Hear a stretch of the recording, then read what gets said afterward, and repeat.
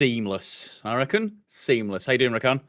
I'm doing good. Was it seamless? Did we get it this time? Who knows? We're here. Yeah, we're And live. Hey, we're here. we've done a thing. How you doing? I'm doing great, brother. I hope you're well.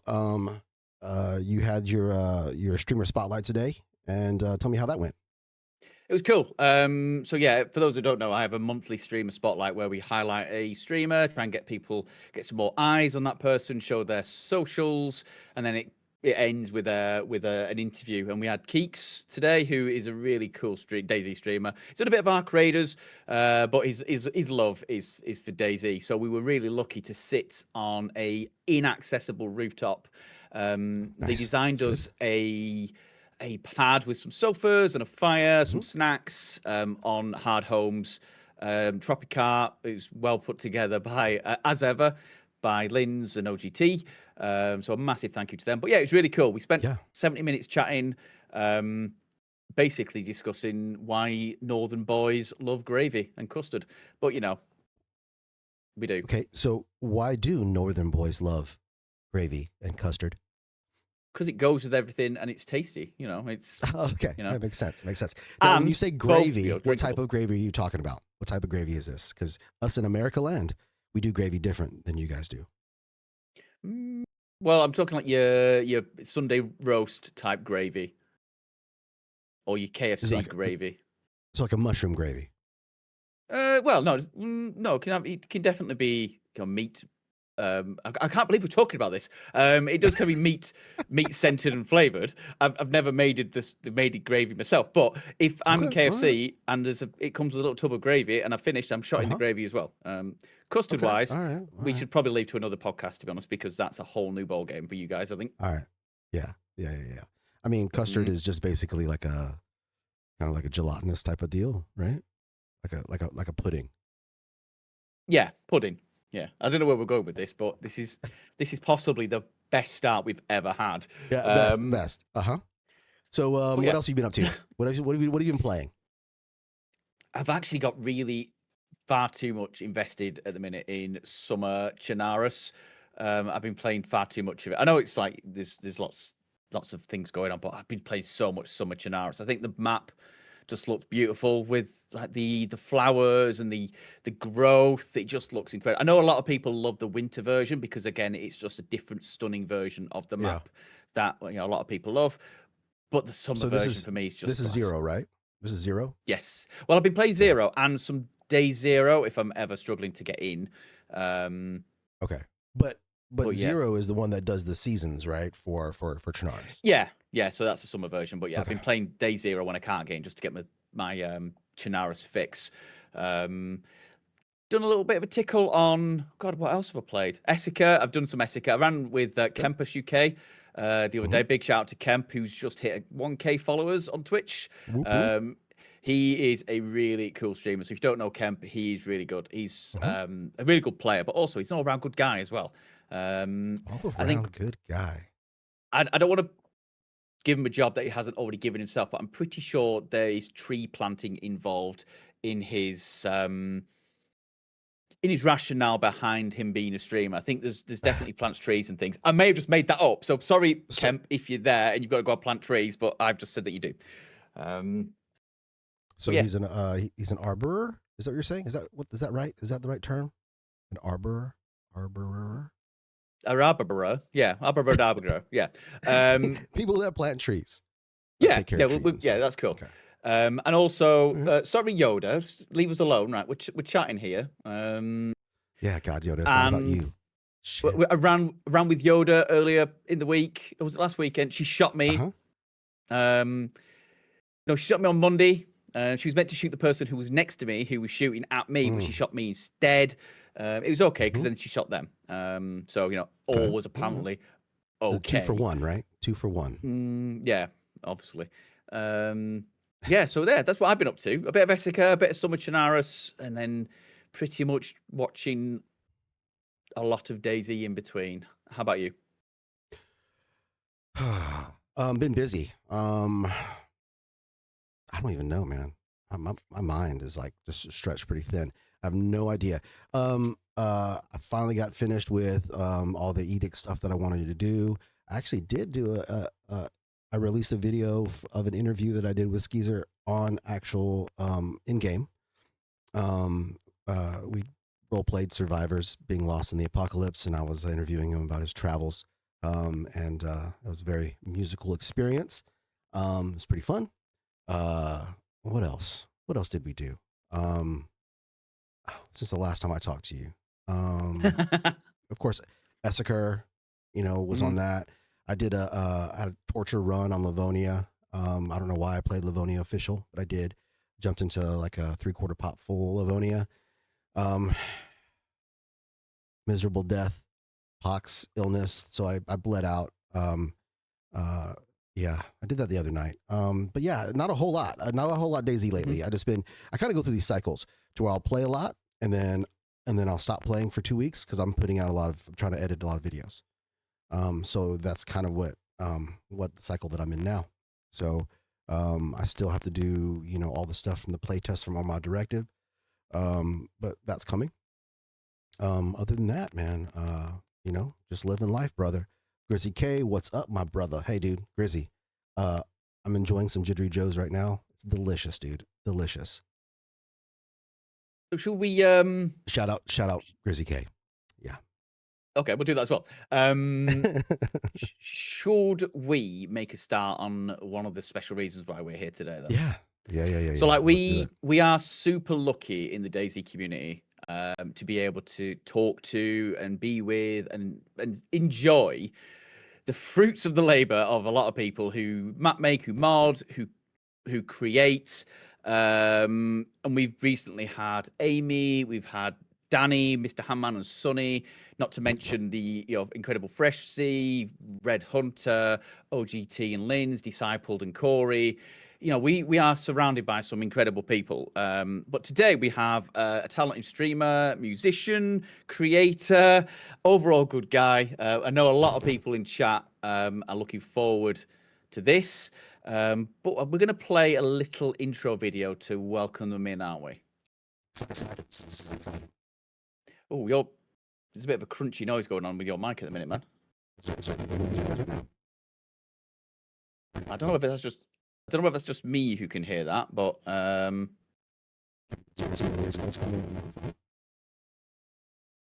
don't know. Can you hear that? Okay, well, I'll put the video on and we'll get started.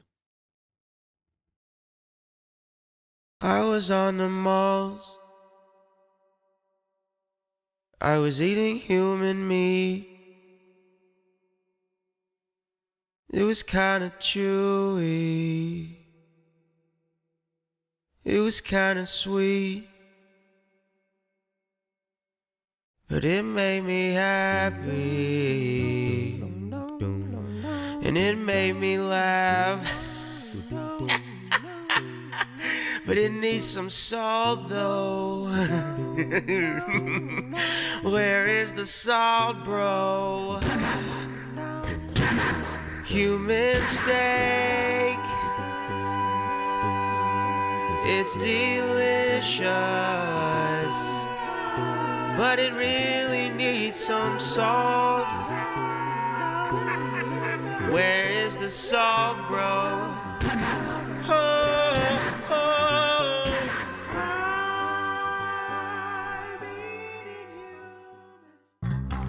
Hello, brother.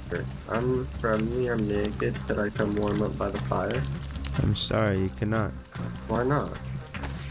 I said so. Hello. I'm gonna die. What's up? Got any food? No. Oh.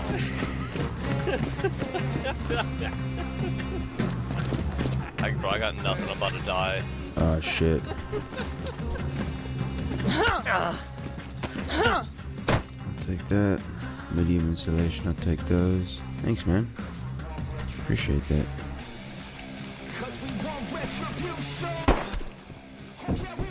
Damn it.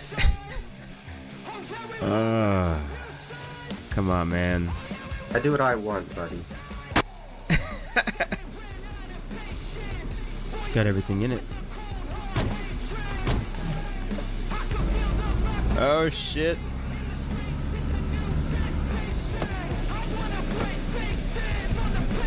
Let's go. Oh shit.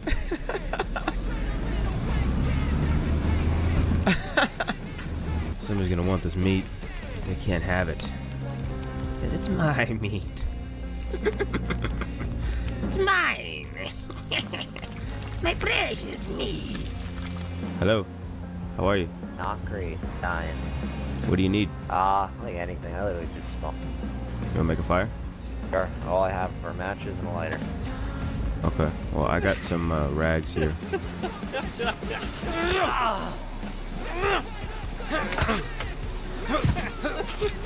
I'm not proud of it. Oh, look at all that meat. Oh shit! I got a car. I've never had a car before. Oh shit! Let's go! Hey, easy, easy, easy. Oh, you mother. Oh, bro. You just tried to kill me, dude. Fucking asshole, gun jammed. Hello? You friendly? Maybe, are you? I am. This guy just tried to kill me. So I'm a little on edge. Who? The guy that I just saw running around outside? Yeah, he just tried to kill me. So stay over there, man. Oh, okay. I hear you. I do want to tell you, earlier at spawn, I was chilling at a fire and some cannibal came in and fed me meat while I was... Whoa! He's got a bunch of meat. He was gonna kill me.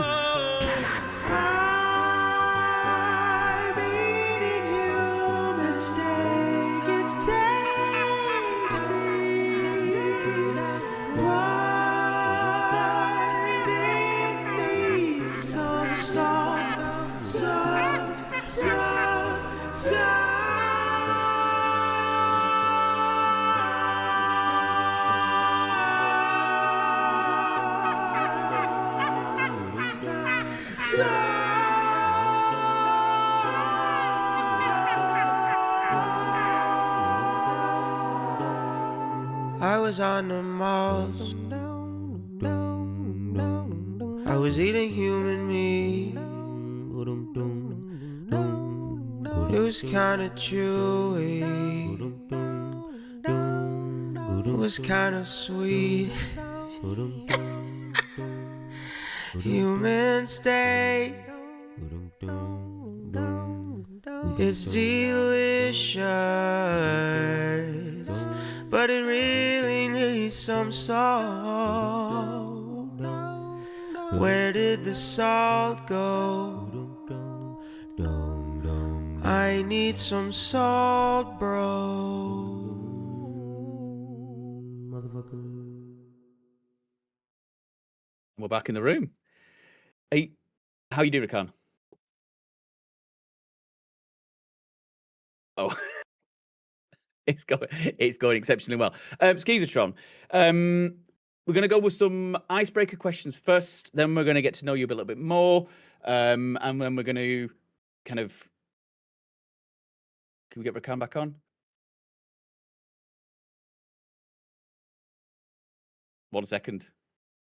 Testing 1, 2, 3. Enter Rakan. There we Enter go. Rakan. Poof, into the room.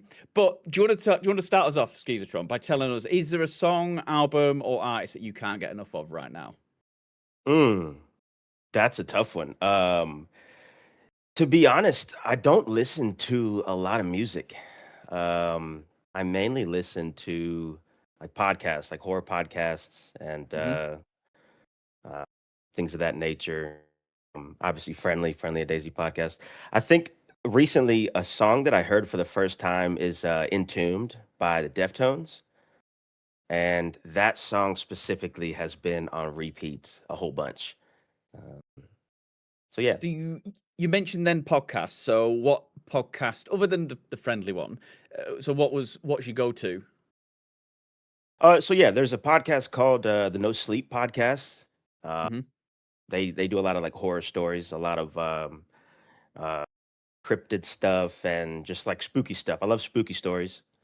Also like horror movie podcasts. There's a podcast called I can't remember the name of it. Let me look it up here. Um, Anything horror though. Anything Mhm. horror, scary stories, things like that. I can't get enough of.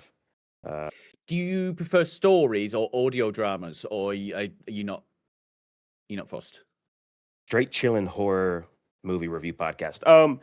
Yeah, I mean anything horror, movies, podcasts, Mhm. spooky videos. Like my YouTube feed has a lot of like 3 hours of the scariest camping encounters, things like that. Yeah. Anything spooky, I love it. Okay. Cool. So if you were given, like I said, these are some icebreakers to get us going. If you were given an open plane ticket and a couple of grand, where would you be going, Skis? Tokyo, Ooh, probably Tokyo. what's drawing you to Tokyo? Uh, I don't know. Ever since I seen ever since I seen Fast and Furious Tokyo Drift, as a kid, I've loved everything about uh, um, the city lights, the technology. I feel like they're so Hmm. much farther ahead of us, as far as like the tech goes, and yeah, I don't know, something about like Japanese culture and uh, it seems like a beautiful place to be. I'd love to go there some point, and plane ticket and a couple grand. Yeah, I think we're going to Tokyo. Yeah, I'm There here. he It's a is. miracle. Ta-da-da! I appeared. Yeah. Um. He's just so showbiz. He's Rakan. He just wants to have his own little moment where he just becomes the center of attention. Just he's back. I suppose he's got like a Yeah. puff of smoke behind him. Uh-huh. Motherfuckers. Sorry. To get back in the conversation, that was beautiful, Skis. Welcome into Static Signals. That human steak bit was fantastic. Uh, I was listening to you guys still while I was having difficulty speaking. I apologize, Gunner. Feel like I've let you down here a little bit. My Well. lack of professionalism. Well, Uh, it's normally me, so at least we've Yeah, evened up the yeah. score to a degree. But in terms of, I remember the first time that I was sent the human meat. I thought actually it might have been Rakana who sent me it. I was sat there thinking, what the fuck? This is brilliant. Like, but like, just like I play DayZ. I'm a monkey with a gun. And yet I Mhm. keep meeting all these incredible DayZ creators, content creators who just keep taking DayZ to different places. So that is going to be partly where we're going to try and go today with some of the questions. Yep. But yeah, like I said, I came from console where I was running basic. And now after meeting lots of different people in the community, I'm thinking, fuck, I wish I was involved in this a lot sooner. Well, I mean, there's lots of talent that's inside that plays this game. A lot of people do their content in different ways. A lot of people try to express themselves in as many ways as possible. And I mean, that's why I wanted Skis on, because he does it really, really different. And he's pretty new to content creation. So this is, the future is there for a lot of big things.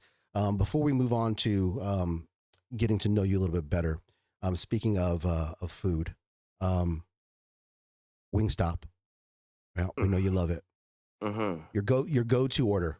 What's your go-to order? What's if you're gonna go and you're like, I'm gonna have my best Wingstop meal ever? Lay it out there, brother. Tell us. Golly, it's funny because as much as I've had Wingstop, I don't usually ever go for like my do or die favorite order. I usually go with a bargain 20-piece boneless uh, with a large fries.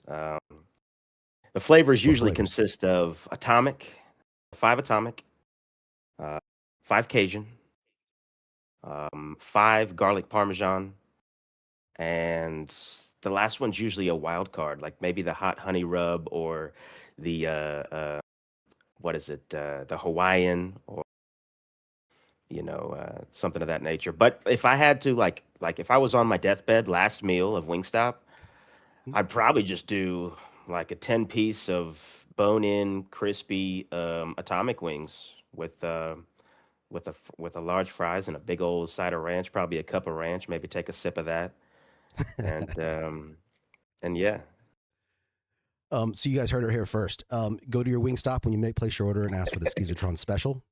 They'll know what it is. They'll absolutely 100% know what it is. So you can go ahead and start placing your orders now, and Skeezer will get a little kickback from Wingstop after. I got you. What first inspired you to mix music with DayZ? So when I started the channel, I wanted it to just be primarily like just gaming, right? Actually, like watching horror games being played by certain content creators like Hollow and Mad Vlad of the Outer Middle Show, Gabby Smolders, Markiplier. Like watching some of them play these horror games just got me into horror in that aspect in general when it comes to like the gameplay. And so I knew I wanted to start a channel, and I had the idea of just having it just be like me playing horror games. Um, and then I found Friendly a Daisy podcast as I was about to get my PC, and I knew I wanted to play DayZ, and then honestly just kind of stumbled into it primarily being a channel strictly for DayZ content. But I've been doing music like my whole life, so I knew at some point I wanted to incorporate that. I just didn't know how. So like if you go back to my channel like early on, there's there's not a lot of music. And little by little, I think I just kind of started to incorporate it. So I started primarily with just it being a gaming channel, but I knew I wanted to bring in music at some point because that's what I do. That's my that's my true passion is music. So being able to combine those has been a lot of fun, and I think I'm like starting to kind of catch a little bit of traction with how I'm doing it. You know what I mean? Like more of an identity of what I'm trying to do with it. No, it's great. And the channel he's speaking of is the channel on YouTube. If you're not familiar, check out Skeezertron on YouTube. Favorite zombie movie? Second part of this question: who will play you? What actor is going to play you in that movie? Oh gosh, I'll answer the first part. Lawrence Fishburne is going to play me, Nice. or the second part rather. But favorite movie is zombie movie has got to be oh gosh, it's embarrassing. I can't think of the name of it. They're in the mall. Um, uh, what did I can't think of the name of it. Yeah. Uh, Has Vin Dawn, Rames in it? yes, Dawn of the Dead, the remake, or what is that? What's that movie? They're in the mall. Um, I think in a lot of zombie movies, they end up in some shopping complex in one way or another because it's like the natural gravy. Let's go somewhere where we might die. Dawn of the Dead, yeah. There we Dawn of go. the Dead, Yeah. the 2004. Yeah. Dawn of the Dead. Skeez played by Lawrence Fishburne, for sure. Okay. All right. That's a good one. That's a good one. Do you never mention what yours was, Gunnar? What your favorite one was? God, it really does depend on my mood, to be honest. Because I could be as flaky as Shaun of the Dead. I don't know if you've ever seen Shaun of the Dead with Brilliant. Simon Pegg. It's more of a comedy version Yeah, of a great. zombie movie. But yeah, Zombieland makes me laugh. World War I've never Z. really enjoyed. Actually, I'll rephrase that. I have enjoyed them. That's not what I'm saying at all. I've never really sat down and thought about it that much because I just will watch anything with zombies. And as you said about horror, I listen to zombie podcasts. I'm getting to the point where I'm thinking this is kind of taken over. So it's gone beyond enjoyment. It's now literally, oh, well, I'm going to stick on something. And I'm always looking on either Apple or on Netflix or whatever for the term zombie to see, has anything new been made? And I'll watch it and it'll be like, this is dreadful. But I'm watching it because I'm here Yeah. now. And it might get good. But yeah, you really put me on the spot there, Rakan, because you can name all of these zombie movies, probably seen them, but it does depend on my mood, to be fair. What about the new 28 Years Later movies and the Bone Temple? I haven't watched them. 28 good. Days Later was, for me, the best of the three. It was just gritty. It was just Mm. really, really gritty. And then I thought the third one was, it was, oh my God, it was different. And I suppose it needed it in a sense, because it was, Sure.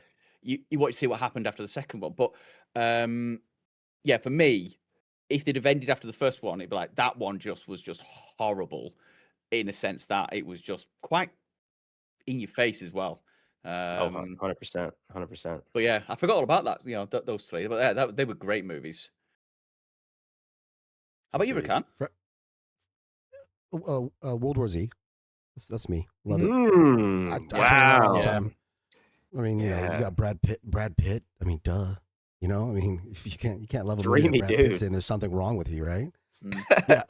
No, it's World War Z is fantastic. It seems like it would be the most realistic style of zombie apocalypse that would happen. And there is an infection that goes around and turns people into zombies, similar to a game that we like to play. Even though the cinematic part where the little boy, it like clicks, he has cancer, and all the zombies like Yeah. run around him and they don't see him. And God damn, dude, you can't fucking make a Yeah. better cinematic moment than that. Yeah, I love it. They're supposed to be working on a part 2, I think. I don't know when that's gonna happen. I feel But like I've maybe. heard of that. Yeah. The zombies in Yeah. that as well were like, I mean, just absolutely terrifying. Like imagine like a dead sprint, no stamina, full stamina bar, like Yeah. modded server Unlimited stam. zombies. Yeah. Yeah. That's I Am crazy. Legend as well. I Am Legend. That Oh was a great movie. man. Well, they're Gosh. supposedly vampires in I Am Legend. Oh, That's no, how don't they're do supposed to be in the that. books. Yeah. And actually, Now I Am Legend guy is supposed to be the bad guy in that. Well, I mean, look you into it, survive look long into it. enough in the wasteland. I think you Yeah. either die a hero or live long enough to become the villain, right? That's from Mhm. Yeah. what Batman. But in the movie, they made him out to be a different person than he was. I mean, he just didn't understand these people, these vampires. They weren't necessarily trying to kill him. They were just like, whoa, wait a second, dude, you're supposed to not exist anymore. Right. And also, Right. it's a sad movie when he has to end. Was his dog called Sam? Oh gosh, yeah, terrible scene. Terrible scene. Mm, yeah, we just R.I.P. brought the whole podcast down there with that sad moment. I'm sorry. Yeah. Skeez. Star Wars, you love it, right? I'm obsessed, man. Obsessed. Everything about it. It's right behind you on your wall. Okay. Yeah. You get one Star Wars, not a Jedi or a Sith character, in your DayZ squad. Who would you choose? Not a Jedi or a Sith? Yeah. Oh gosh. Oh, why would you do one this to me, character. Rakan? Yeah, One have to. character, not a Jedi or a Sith. Yeah. I mean, I do have a lot of respect for Jar Jar. Hey, dude, he might be a Sith, bro. He might be a Sith Lord. Misa loved Jar Jar. But I don't know. Maybe oh gosh, I don't know. Maybe Andor. Maybe Andor. Okay. All right. Not. He's Yeah. he's just a gangster dude. Like he's just really hardcore, and he's kind of like the more modern like Han Solo, I guess. You know what I mean? Okay. Yeah. He's just down to business, and he's good with the blaster pistol. Okay. I would choose Chewbacca. I mean, personally, because he's a big, Agree. cuddly, Okay. very, Nice. very strong creature that can rip your arms off. He is strong. He's a strong creature. He's good with the crossbow. So there you go. Yeah. We dominate DayZ. Any server. What about you, there, Mr. Gunner? Who would you choose? Would you have a choice? No, you don't like Star Wars. No, you can't. You fucking done me again. I've never watched an entire Star I'm Wars out here. film. Like, I God know damn it. there's Ewoks and stuff. My favorite one is Spaceballs. So we'll go with that. By the way, I don't know if anybody knows. They are redoing. They're going to do a brand new Spaceballs movie. It's coming out. Yeah. Yeah. That'll be nice. Just in time for us to sell our colouring books and lunchboxes that Mel Brooks promised in the first one. Anyway, stop fucking screwing me over here, Rakan. Skeez, My bad. why DayZ over anything else? It's the best game on the planet. There's nothing that compares to it. at all. Like, it's funny because I think the first games that like made me fall in love with gaming was Fallout 3. I think the Fallout games, Fallout 3 specifically, gave me like a love for gaming that I didn't realize was like possible. And through that, I started searching for horror games and things of that nature. But I mean, getting into DayZ is there's nothing like it. There's nothing like it. There's no other experience you can have in a game like you can have in DayZ, and it's the type of game to where you can play for thousands of hours, and Mhm. every single run you go on is a different game. It's a different experience, and the adrenaline that you feel, especially early on, like being afraid of the zombies, being afraid of other players. Um, I don't know, like nothing compares to DayZ. I try to play other games and like I stream horror games as well outside of DayZ, but as far as like locking into another game, I can't do it. DayZ has captured me. I'm a hostage for DayZ, and I've got Stockholm syndrome. I'm not going anywhere. It's it's the best game on the planet, We're hands all down. hostages here together. Don't worry. So, what made you want to start your own channel then? Yeah, just I don't know how I stumbled across watching horror games being Mhm. played on YouTube, but something about like uh, something about watching content creator like go through these games and get terrified, and also seeing these games that I've never seen before, right? Like that being like a lot of indie horror games. But yeah, just seeing that and enjoying it made me Mhm. want to get into it at some point. But I was always on console, and I didn't know. I mean, I didn't think about streaming on console because I don't know, I didn't know how to do it, and it just never crossed my mind. But I knew I wanted to get a gaming PC because the access to horror games and just gaming in general, you have so much more to choose from on Steam, right? Versus I was on PlayStation 4 last before I got my Mhm. PC, Xbox 360 before that. But I kind of went through like I would Google like top 50 scariest games, and I would try to find them and play them if they were available on the console that I had. And eventually I felt like I'd kind of like run the well dry, and I knew I wanted a gaming PC. And so once that was like a possibility, I knew that after that I was going to want to start a channel of playing these horror games and getting into that. And I just kind of stumbled into it, to be honest. I just kind of like pushed a button one day and um, you know recorded something, and you know So, when it there we comes to are. So that, DayZ, can you remember what the game before DayZ was, and did that have an influence on you choosing DayZ, or was it by complete chance? Mm, to be honest, I don't really know. I mean, enjoying horror games and the feeling of being like uncomfortable from a game is that's like my bread and butter. Like I love feeling fear from a game. It's because it's like the developers intentionally did that, and it works, when they do it right. And so like with Daisy specifically, I don't really know. I tried it on. I was introduced to Daisy in 2014.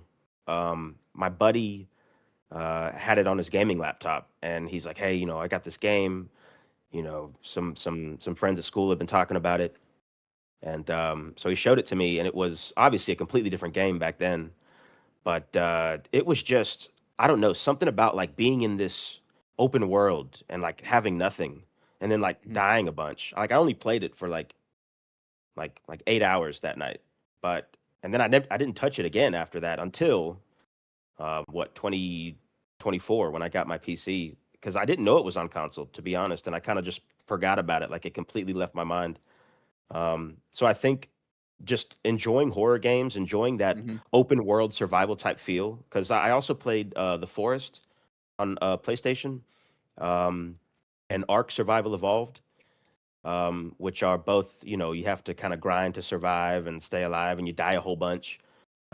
So I think like a whole bunch of perfect storm events led me into um, finding DayZ again, and just kind of reigniting this tiny flame that I had at one point a decade ago, right?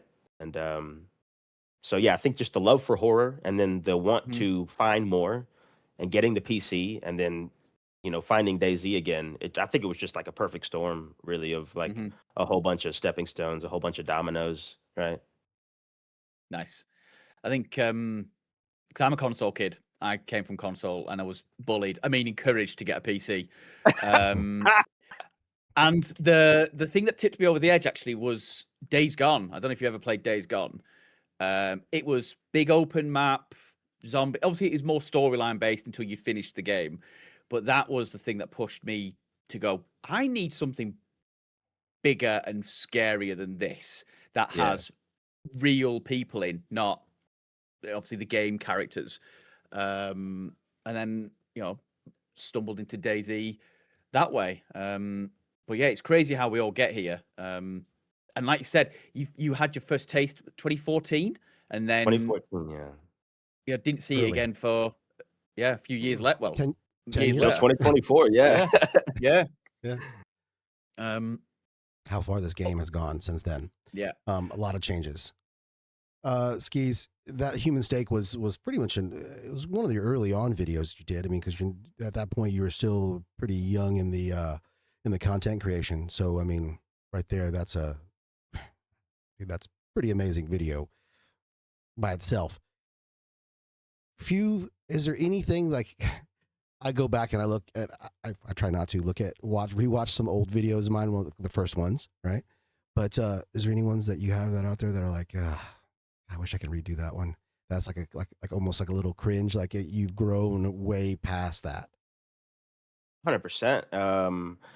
I watched my very first video last week. I think it's called Benny and I Found a Death Cave in DayZ, but it's like I didn't know anything about any of the guns. I didn't know anything about it was on Deer Isle. I didn't know anything about anything, right? So like yeah, like my first few videos, I I mean, in a way I wish I could redo them, but it's also kind of a thing to where like I talked to one of my friends about it as I was getting started, and he was like, "Yeah, maybe as you get better at the editing and stuff, you can delete those and not worry about it." But it was like, no, I kind of want them to stay there because I want to be able to see the progression, right? I want to see like what I was doing when I started and what I'm doing now or 5 years from now, whatever. So it's like, yeah, like in a way, I think it's pretty cringe for me, like, my early videos, but I think it's also important to keep them there for myself to see like what I'm doing now versus what I was doing then. Because obviously I was just absolute ass back then, and I kind of still suck at the game, but um, I feel like I've got a better hold on like what I'm trying to do. I didn't have any like identity to the channel back then either, so it was just kind of fish in a barrel, right? I was just throwing rocks and seeing what would hit, and no direction, no idea what I was doing. And I feel like now I definitely have more of an identity to the channel, and I think people can, you know, people that are familiar with the channel have a like baseline expectation of what they're going to be getting into when it comes to tuning into anything that I'm doing, and I enjoy that. Um, So yeah. you said that you literally started from scratch. So what if any then was your background in editing and putting this together, or have you literally been piecing it together ever since? I'm still learning. Like Yeah. it's my background is what freshman year computer class, right? Of like like that base level. Put this here, put this there. When I started, I was using a program called Movavi, um, Mm-hmm. and I had typed in DaVinci Resolve into Google because I had heard about that from Friendly Daisy podcast, and the first thing that popped up was something called Movavi, and I didn't realize it at the time that it was a sponsored ad at the top of the search engine, right? So I was thinking, oh, okay, well, this DaVinci Resolve must be like a UK thing. Movavi's got to be the American version. So boom, I got it. I'm good. And so I downloaded that and I tried to use it, and I started, my first like 4 or 5 videos are using that, and I had no idea what I was doing. And learning how to edit is incredibly daunting. Um, but yeah, you have to mess up. You have to do it the wrong way before you can I think do it the right way, and I think Mhm. sticking through that, and then realizing, learning about bit rate and all this type of stuff. It's tough. It's really difficult, and it's not easy. Eventually, I got into using DaVinci Resolve, but even that was a jump from what I was using prior to that. Yeah. Um, but it's difficult, and I've never, you know, I never learned a proper way to do it. I think I'm still just kind of like piecing things together and crossing my fingers, right, and hoping that people enjoy, what I'm able to come up with. But I still, honestly, it's not like I'm not the pro with the editing. I'm still stumbling through it, and I just, yeah, I feel like I'm just kind of knocking off, similar to DayZ. I'm kind of knocking off the list of things that I don't know, Mhm. and slowly getting a little bit more into knowing what I'm doing. But I don't think I'm there yet. Yeah, it I takes think a long time. scarily, I think there's a lot of case of we don't know what we don't know when we get started, and so the amount of people we've spoken to on this podcast and in our communities, like they're doing incredible things, having started from nothing.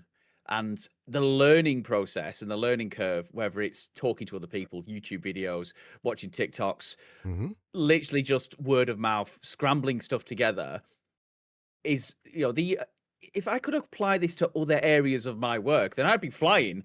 Like I'm thinking, why have I not put this applied learning into other things? Instead, I'm just fucking doing this.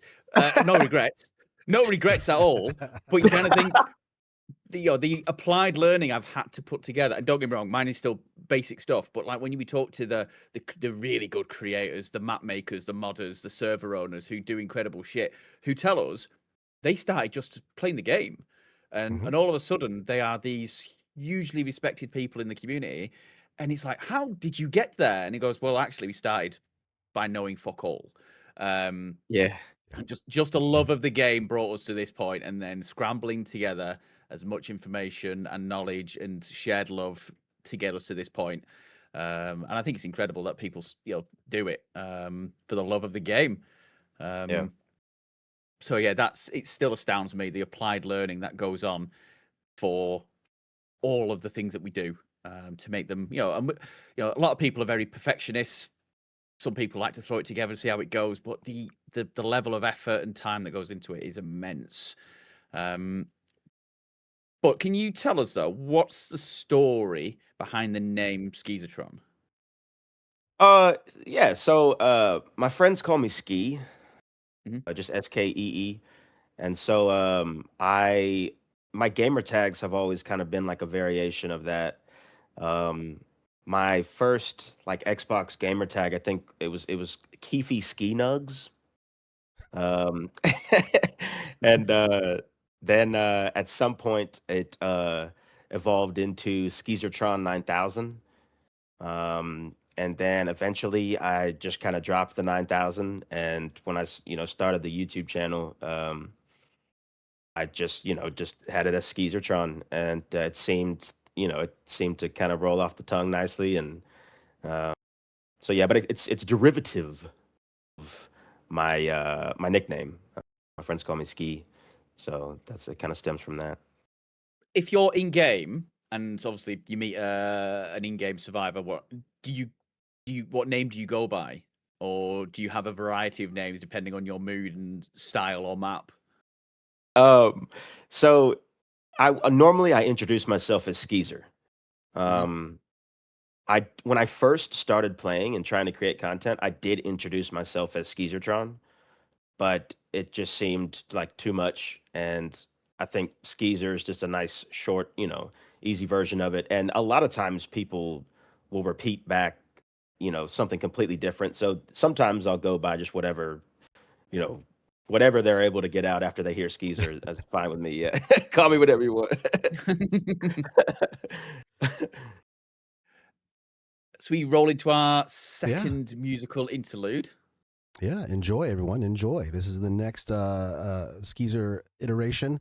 This is a newer one. We Gotta Live. Definitely do.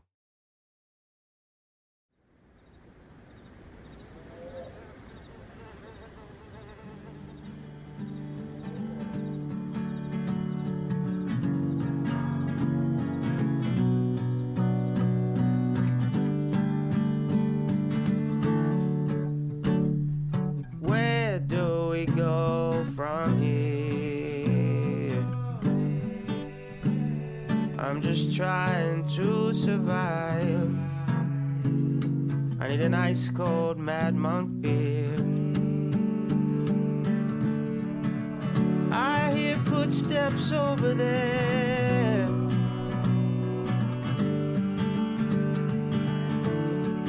Gotta stay alert, gotta stay aware. We gotta live, we gotta try. Tomorrow isn't guaranteed. In a moment we all might die. I see a bear over there.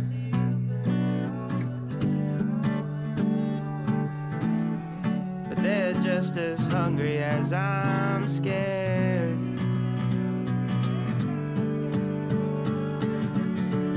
I lost my ammo the other day.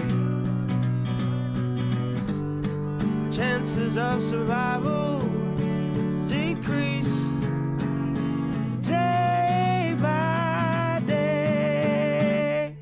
Oh, we're just trying to survive. Stay alert, stay alive. Oh,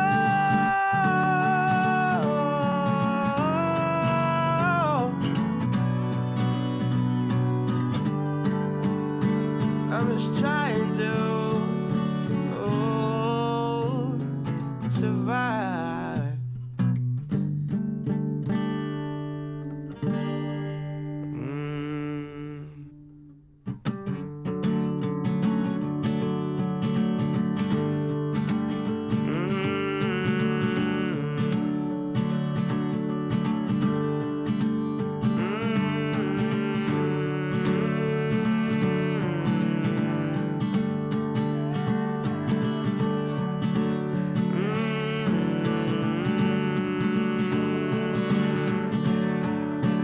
Trying to survive. I gotta stay alive.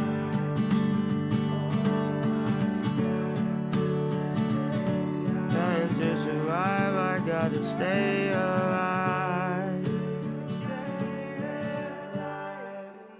Oh, I've got to stay, I've got to stay, I've got to stay alive.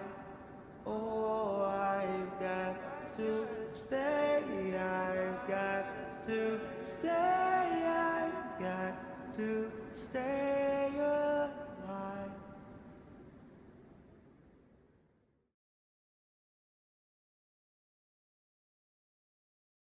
Mellow. Yeah.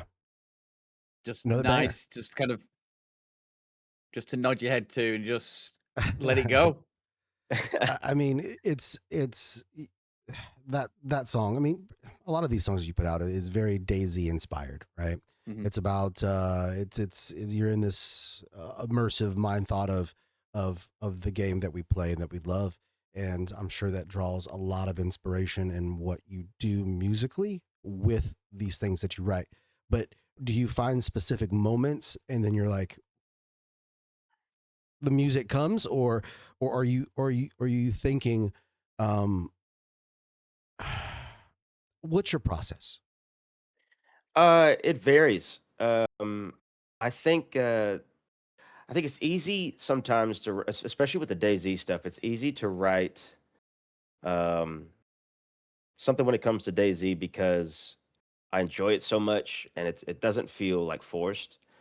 But when it comes to writing music, it can be an absolute like bang your head against a wall type of experience to where like you can't think of something, or you kind of get like a writer's block or whatever. But I think it's important to like try to leave the door open and let whatever is happening, whatever is trying to like manifest itself, I guess you could say, let it do its thing and let it come to you. Um, But with DayZ, it's a little bit easier because uh, we spent so much time in these servers and like playing the game that like I'll have an idea about something, right? And uh, maybe like a baseline idea, like with that, we gotta live, like just like basic surviving, and you know, that song specifically was somebody from Cam Can't Run's community, Drum Nut, uh, who was doing a radio station in the Edict event. Um, he had reached out about wanting to see if he could get some music for the station. I was like, well, Rakan beat you to it. I sent him everything I got, but I told him I'd like, record something for him. And so I recorded like a little jingle for the station, and then also kind of threw that song together. And it kind of started as just like a random, like I played the guitar riff and then, just kind of listened to it and then kind of sang random stuff over it. And then little by little, it kind of like Frankensteined it together into what it was. And that's one of those scenarios where like that just happened to be a guitar riff, and then I was just thinking about DayZ, and then said a few things that happened to work in that moment, and then kind of polished it up a little bit after the fact and added that little acapella ending portion. But it's I don't think, I guess long story short, I don't think there is as much of like a set in stone process. I think it's more so of like um try to have like a baseline idea, and then just let whatever is gonna happen, and don't be um, just be open to like whatever's gonna show up. You know what I mean? I've noticed in your streams, I've noticed in regular just running with you, period, is there's a lot of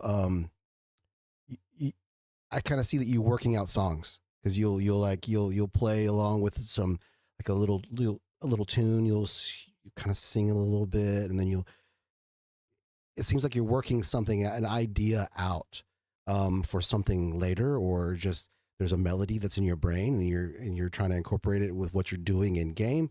And is that am I accurate with what you're doing? Because I never mentioned it to you. I'm like, hey, is that a new song coming up? I just kind of just go with the flow, let you work whatever you're doing out. Well, yeah. I mean, most of the time it's just like I don't know. Maybe it's like a ADHD thing, or like I don't know. Like Nervousness. it's yeah, like dead silence. It's like I might as well sing a little song about what I'm doing, or like whatever. Like I don't know. It's like I don't know. It's my happy place, I guess, and yeah, like I mean, that there will just be random times where I'll just kind of like bust out into a little random song. And so yeah, sometimes that could be an idea for a song, but a lot of times I think it's just my brain just liking to sing what I'm thinking or whatever. I don't know. Would you would you say that a lot of your songs are more or partly you like you storytelling? Or is would you say that's a big factor? Because it feels like the songs that I've listened to, there's a story behind it. It's not just no. It's there's I don't know. It seems like there's always a process that it starts here and it reaches somewhere else, and you're telling it through song. So yeah, I think a lot of times, especially with DayZ music, like I think we all have so many stories, or so many things that have happened to us that we can remember. That Mhm. like, man, that when that I ran with that guy for 3 hours and then he killed me or whatever. It's like there's all these familiar things. So yes, um, sometimes there is like a story in mind or an idea in mind, and I like to, if I'm like really trying to write something, I like for it to um, obviously like a story is always good, and I like it to kind of come full circle. I like there to be like a message. I like there to be a reoccurring theme. I like there to be something that is going to stick in the song. Um, but to be honest, I haven't written too many like specific DayZ songs yet. I think there really is only like a few. I mean, if you count like my intro videos or the intros to my videos, yeah, a lot of times those are just I'm just taking a parody song or taking a song and doing like a parody cover of it, and then just Hmm. throwing in random DayZ stuff that will relate to the game. But the stuff that I've written, like the Apocalypse song, that was based off of us getting a group of us getting blown up by a grenade, in DayZ Underground when we were at the Trade Center, and just watching that footage back, it was like it seemed kind of like a war movie trailer where there's guns blasting and there's calm music playing, and kind of like the Fallout theme, the I don't want to set the world on fire. That I don't want to set the world on fire, and it's like this calm song playing in this like decrepit, horrible wasteland. So it's like things like that will get stemmed from it. It's I don't know that I've only written a few specific songs for DayZ, and um, some of them are story driven, and some of them are just kind of random. But I do love a good story, like the Josephine song. Is that one is more of a story driven song. There's a starting on the coast and then going on this adventure, and then inevitably, the ending of it. That's a very story driven thing. Well, yeah, it's just kind of Speaking of, that was our next musical interlude that we're going to go to is Josephine. So, Gunnar, if you want to go ahead and start that one, and then we'll come back and we'll talk about it, and we'll kind of find out what the backstory is with it, and see where it goes from there.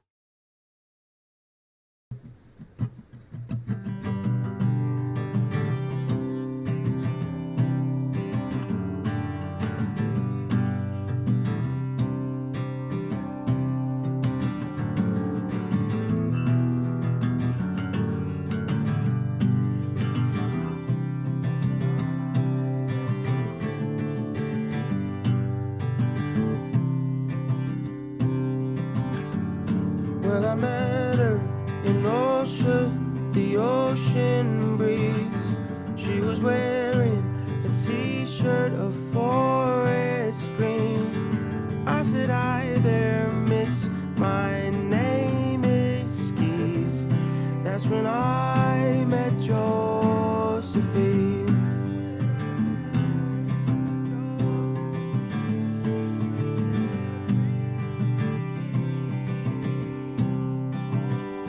Can I trust you not to kill me and leave me here? I don't have much to offer, don't have much gear. Hadn't seen anyone in what's felt like years. That's when I met Josephine.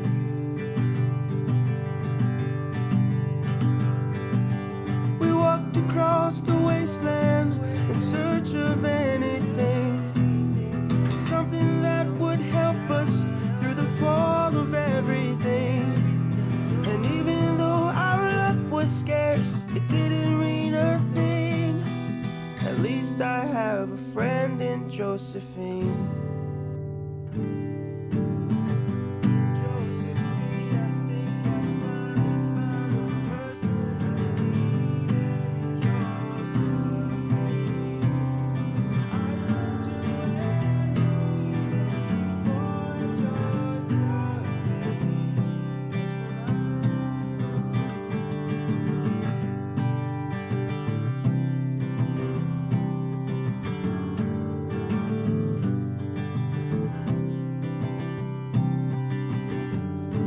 Then it happened. She told me to press F5.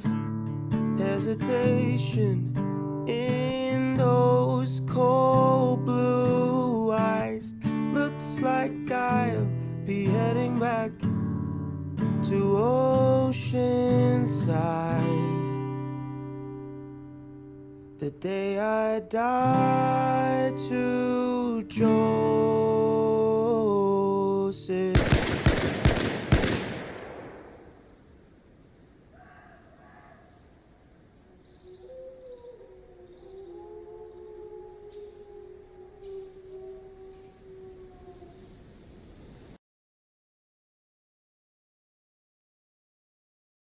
Ending always catches me out. Yeah. Beautiful, beautiful, beautiful song. I mean, you can't deny that. Nobody can.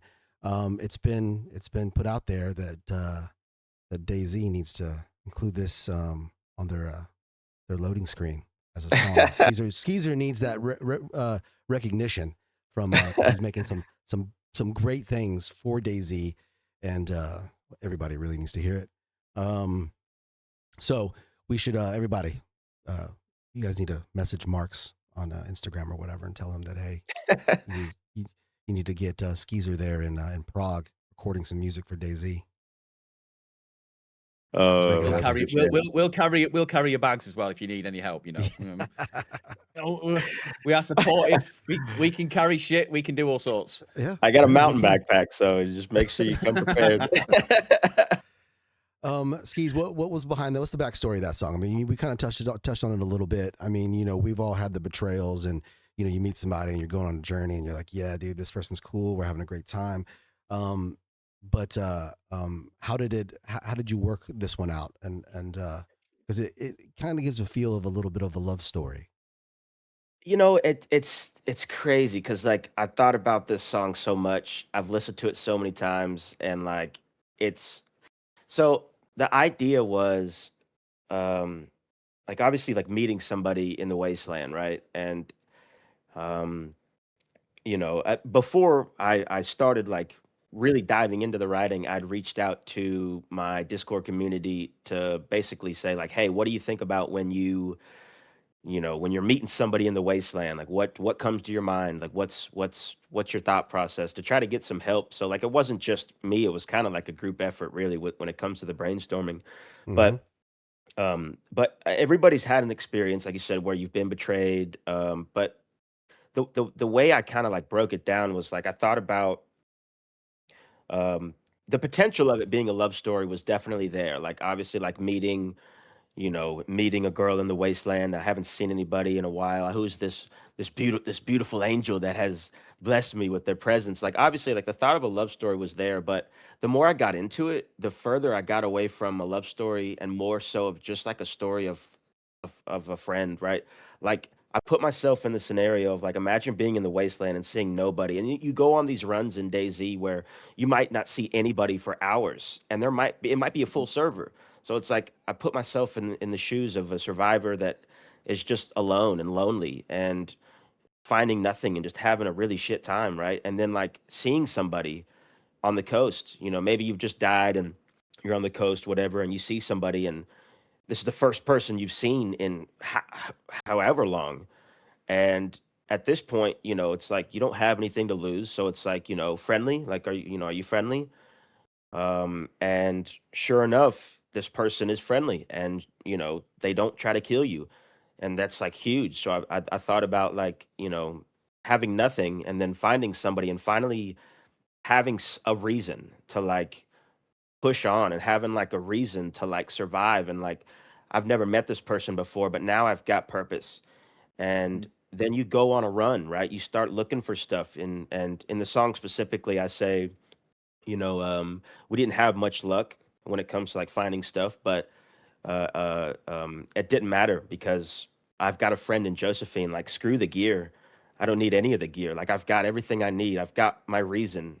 And just like how much safety and solitude you'd feel as this lonely person that's finally got companionship. You finally have a friend, and then you travel together, you go on this long journey, and then inevitably it ends like so many of these encounters end, where she tells you to put your hands up, and you know and it's funny because the last verse I say, um then it happened, she told me to press F5, right? So the F5 prompt is to put your hands up. um Hesitation in those cold blue eyes, and I kind of thought about like her pointing the gun at me and me realizing, oh, I didn't notice your eyes were blue, kind of thing.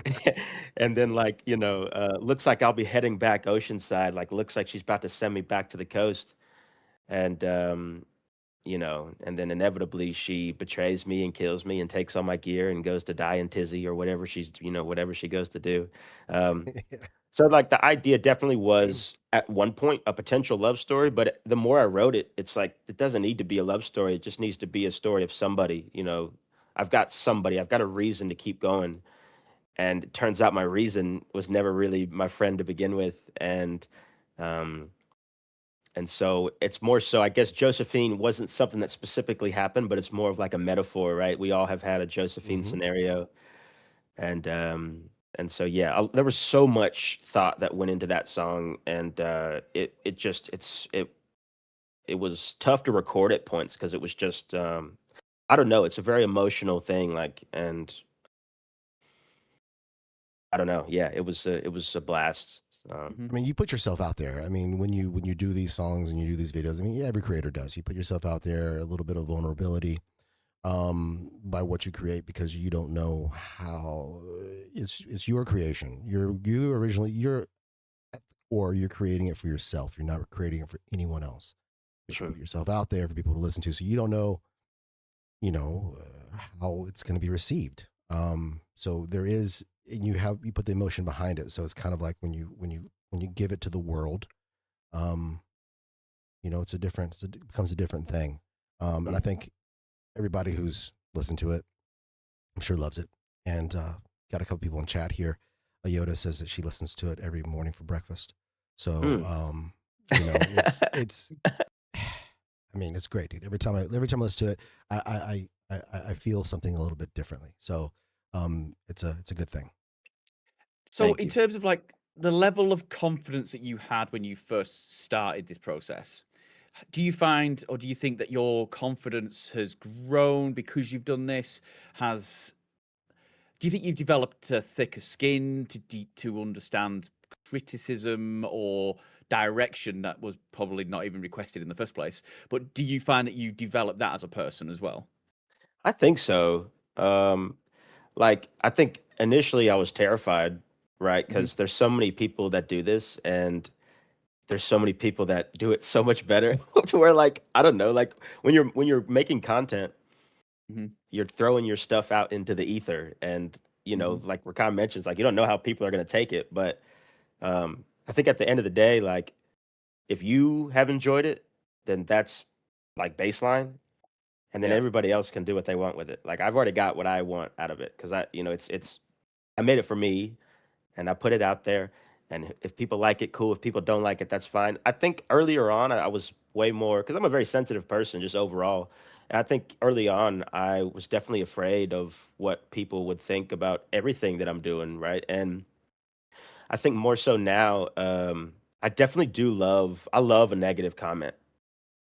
I try to I try to respond in kind of like a trolly positive way to where like because especially with DayZ, people love to downput. People love to say something negative and nasty, and mhm, it's just, and I try not to look at DayZ comment sections because I get defensive about DayZ posts and like DayZ will put out 1.29 coming out here, and people are like, "Fix your game sucks, game's broken," and I'm like, "Why are you playing it? What do you think you're getting out of commenting negative?" Like what people don't realize is that interacting with a post with a negative comment, the algorithm doesn't care what you've said. The algorithm looks at the fact that you've commented on it. So it's like you think that you're downputting, but you're really helping. So it's like I accept all negative comments and then I'll try to engage and bounce back with some positivity. And I've even had some negative interactions that have turned into me going on a run with somebody where it's like I consider them, a friend. And it's like, yeah, they were trolling at first. They were being negative at first, but I guess they didn't realize that I think the power of positivity is just a little bit stronger. And, mhm, so I think I'm definitely a little bit more confident definitely than when I started. mhm. But I don't know. I'm a very sensitive, like self conscious person. So, like, I think there's always that level of, you know, fear with when it comes to stuff like that. But I know what I am bringing, you know what I mean, to a situation. And I know my motive. I know my input, and I'm not afraid of that. You know what I mean? So I think you know, yeah, there's Yeah. definitely more confidence now than there was 2 years ago for sure. And like we've all probably played more DayZ than we should care to admit. And we know that every single map has a different vibe. Is there a certain map that you're drawn to that helps your process, or are you? Is it just a moment that inspires you? So like, or are you drawn to a specific map that gives you that inspiration? I want to interject here real quick. Yeah. Definitely Namausk fit what was going on with the human stake. I mean that Yeah. that was a vibe, right? So yeah, but go ahead, Skeez. I just wanted to add that. I don't know why. No, and that's a sorry. great interjection because I did that because I had seen some cannibal videos that were happening on the Molsk, and it being a smaller map, it being a more crazy environment in those spawn towns. Yeah, that was intentional. You know what I mean? I chose Namalsk specifically for that because I had seen it done and I wanted to try it, and it's perfect for that. I think I'm so drawn to Chernaris just because I've spent most of my time on Chernaris, so I'd have to say like that's my go-to. Like if I'm logging on to DayZ, I'm probably gonna try to find a Cherno map, or a Cherno server rather. But also, I've spent a lot of time on Sakal, and it's I don't know. Like I'm so drawn to that, and I think it gets a lot of hate. Obviously, like a lot of people don't play it anymore. It kind of got like pushed aside, even from DayZ. They kind of like pushed it aside as the redheaded stepchild, and um, I think part of that is also maybe why I like it because it's like I don't know, it's kind of like an underdog, to where like people can hate on it, but I've had my experiences that I will always have on Sakal. But Cherno's my go-to. Chernaris is my go-to. But really, any map, I'll try any map. I love Hashima, the environment. I love it. I love Namalsk.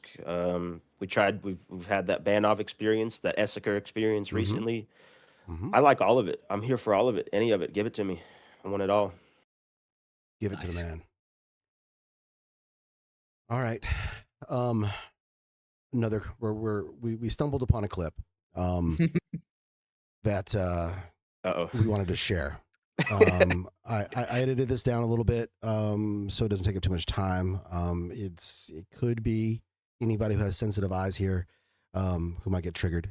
I'm sorry, but this is something that needs to be seen. Go ahead, Gunnar. I think you should play it. Let's do it. Don't open the fucking door! If you fucking open the door, I'll fucking put this guy. I will kill him, Cody! I will kill him! Yes!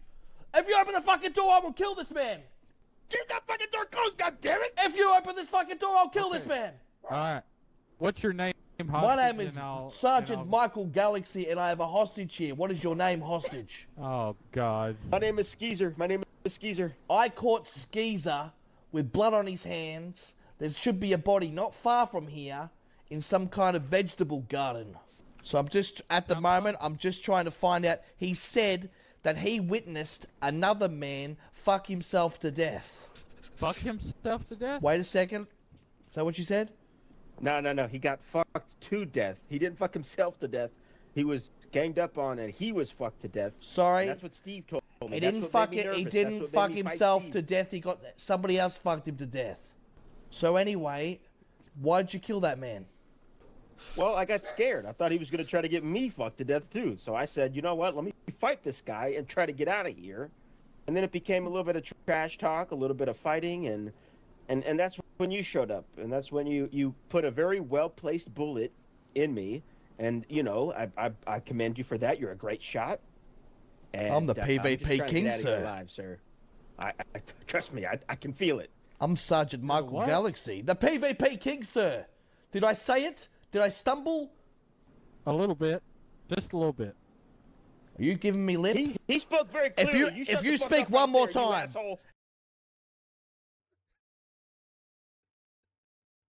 Wow. Yeah.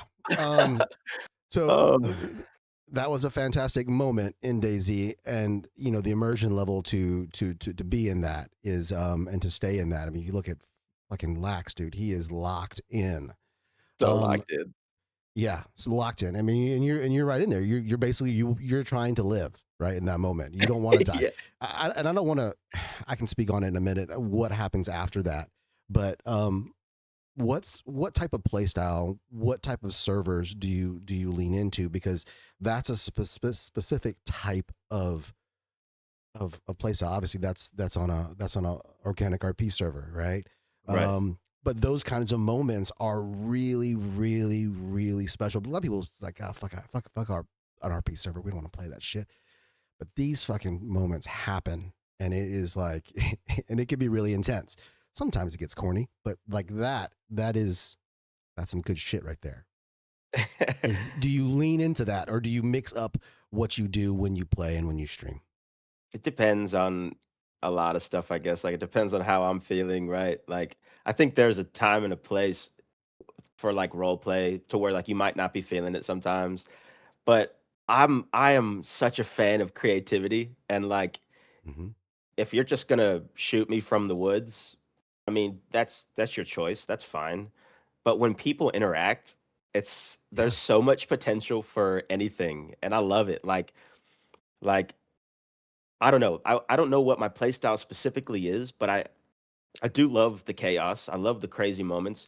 It's like we're all playing this game for our own reasons, and I think if you're willing to talk and say something in the microphone, then you should be listened to at least until I think I don't know. I think I've done a lot of role play on Daisy Underground, and that specifically was on Hey Barnby's Chernarus. That was one of my first times playing it. It was either my first time or second time playing it, and I enjoy some of the role play, but a lot, to be honest, it does get a little much for me. And like, I think a lot of times there's a lot of like outside politics, that can influence an experience, and it's not as organic, right? So Yeah.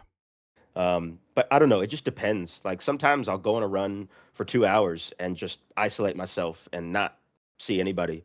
But then there's times where I'm like, fuck it, let's get in there and see what happens and let's try to interact. And so that was actually at the end of like a 6 hour run, 6 hour stream I was doing, and just so happened to like stumble into that. So, but I love the creativity. I think my play style varies, but I love creativity. People that are gonna do some crazy stuff. I love it. I'm here for it.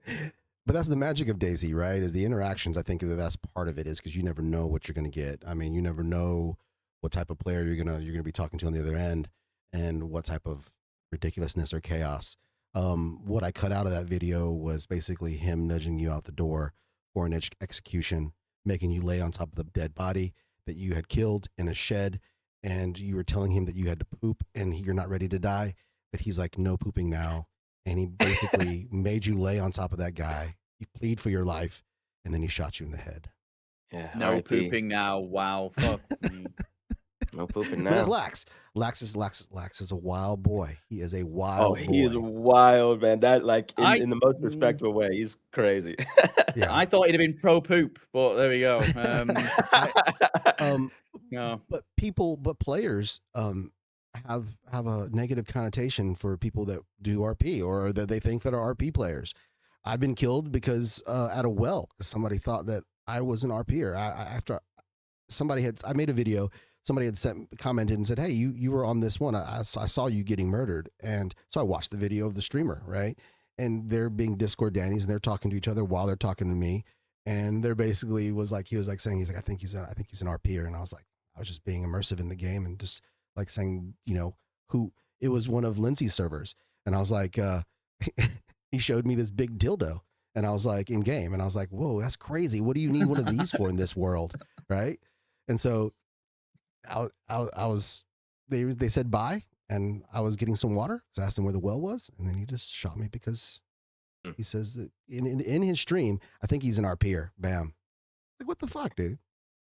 Yeah. Dirty. But hey, people, it's your story, right? You play it any way you want to. Sure. And now we wonder what happened to the dildo. So I got fucked. To death. I liked how you had. They showed me the dildo in game. Yeah, in game, not in real life. Disappointment in Rakan's voice. In game, motherfucker. Anyway, sorry. Digress. So, other than the lax one, is there any other encounters? It could be friendly or it could be hostile that you still think about.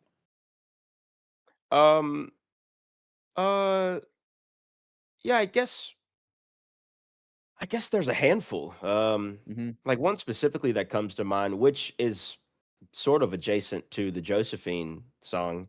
I did meet somebody named Margaret at Krasno Airfield. I'd heard some aggros, some Zeds aggro, and I was like, oh, somebody's here. And I was kind of trying to creep around with my crossbow, and she popped out of one of the medical tents and just scared me, and I was like, oh gosh, and she was like, oh yeah, I'm friendly, whatever, whatever. And she was hungry, so I gave her some food, gave her a little ammo, and then we went on that little run together and went up to a castle, and she did try to kill me. Um, I was like, "Hey, do you mind if I get some of that 308 that I gave you?" Because I just found a what's the pistol that takes 308? The Longhorn. I just found a Longhorn, and she's like, "Yeah, yeah, 1 second." And then it kind of went quiet, and I was like, "What's happening?" And then sure enough, like a shot whizzed by me, and then I kind of dodged, and she ran out of the castle, and then I kind of went into hunter mode, and I was like, Margaret, where are you? I went to triple shout, and I was like, Margaret, I thought we were friends, and sure enough, we end up crossing each other's line of fire, and I hip fired my crossbow from like I don't know how far it felt like 1,000 yards away, but it really was like it was maybe like 20 yards, and ended up getting her. And I was like, Margaret, why'd you make me do this? Uh, but that always sticks out. But there's just so many. You play long enough, and you just have so many encounters that stick out. But that's one that comes to mind. She should have just given you the 308 because look what happens when she didn't. She didn't realize. She didn't realize who she was messing with. There's going to be consequences to those actions. Yeah. As ever in DayZ. Do you want to roll into the next one, Rakan? Yeah. I don't feel like I'm qualified enough to ask questions about Jedis. All right. Fresh spawn with a pipe wrench. Is it closer to a Jedi with no lightsaber or Han Solo with a blaster? A fresh spawn with a pipe wrench. Is it closer to a Jedi with no lightsaber or Han Solo with a blaster? With no blaster. With no blaster. I mean, I would have to say that's more Han Solo with no blaster. I mean, the fresh spawn has motivation and nothing to lose, but they don't have the Force. The Jedi doesn't necessarily need the lightsaber. It helps to have one, but I would say that's more close to Han Solo without a blaster. All right. Yeah. I mean, yeah, I get it. That's the answer I was hoping for. But there is this, thing about a freshie just fucking. They have that magical superpower. If you're in a spawn town, don't turn your back on one because they can come and get you pretty quick and end your day. So yeah, you definitely don't want to mess with a freshie with a pipe wrench. Turn the other way. Especially if you have anything. If you have anything that you want to hang on to, turn the other cheek. 10 out of 10. But pipe wrench is OP. I think 2 hits with the pipe wrench and you're going down. Yeah. Yeah. I got you. Are we breaking into our next musical interlude? Yeah. Let's break it. Or do you want to move on to the next set of questions and then we can go out with that one? Ooh. Yeah, let's do that. Yeah? Yeah, I think so. Yeah. Okay, so how do you decide which DayZ moments deserve a musical twist or musical kind of signature? Yeah, it's very random. It's very random. I think it just shows up sometimes and other times it doesn't. I think now more so, I'm always trying to figure out if I can make it some sort of like music ordeal. But everything that you hear on the channel that's music is just like has like it happened to work out in that moment, happened to show up in that moment. It's very random. It's very random. Like we did this in our edict interview that me and you had. And of course that was alternate universe Skeezertron, but we talked about chicken stew, right? That video in particular, where basically it shows you footage in game chasing around this chicken, shooting the chicken, throwing a grenade at the chicken. It's probably different chickens, but you incorporated that intro into that song for that video, which is, I think it's a banger. It's one of my favorite ones because it's so fucking Thanks. funny. We Thank don't you. have that as a clip here today, but that was that was an instance in game to where you had to create this moment over and over again with this chicken to make this video. What was what was the process behind that?